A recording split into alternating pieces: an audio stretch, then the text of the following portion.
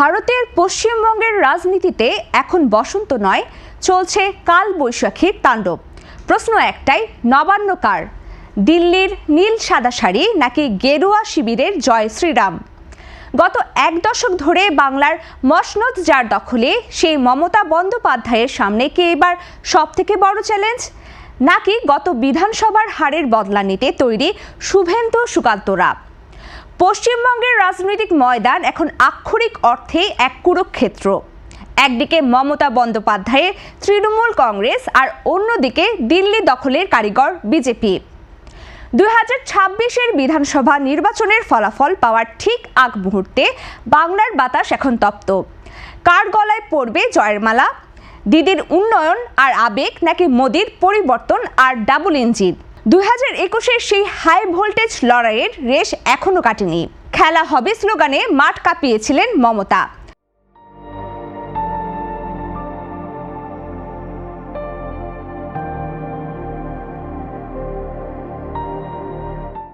কিন্তু 2026-এর দোরগোড়ায় দাঁড়িয়ে অঙ্কটা কি পাল্টে যাচ্ছে?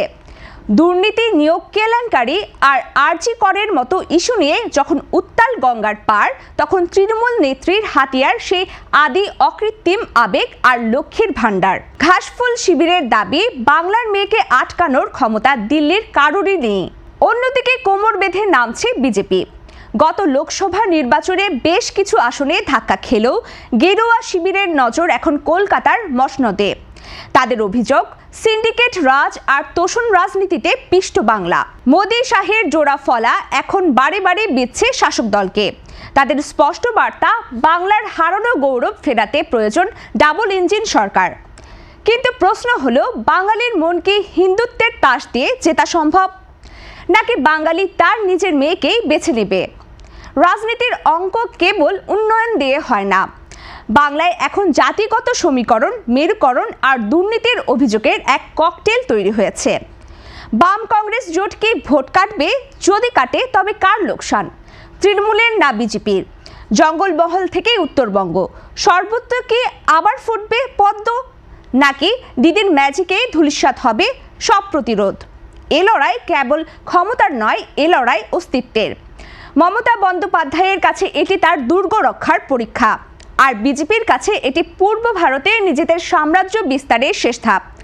বাংলার ভোটাররা নীরব, কিন্তু তাদের হাতেই রয়েছে আগামী 5 বছরের চাবিকাঠি। কার গলায় পড়বে জয়ের মালা, শঙ্খধ্বনি নাকি জয়ধ্বনি? কোন সুরে বাজবে নবান্নের করিডর? আর কিছুক্ষণ পরেই দেবে তার উত্তর। তবে একটা কথা পরিষ্কার, লড়াই হবে সমানে সমানে। 1 ইঞ্চি জমিও কেউ কাউকে ছেড়ে দেবে না, কারণ লড়াইটা এখন কেবল রাজনীতির নেই, লড়াইটা হয়ে দাঁড়িয়েছে অস্তিত্ব রক্ষার।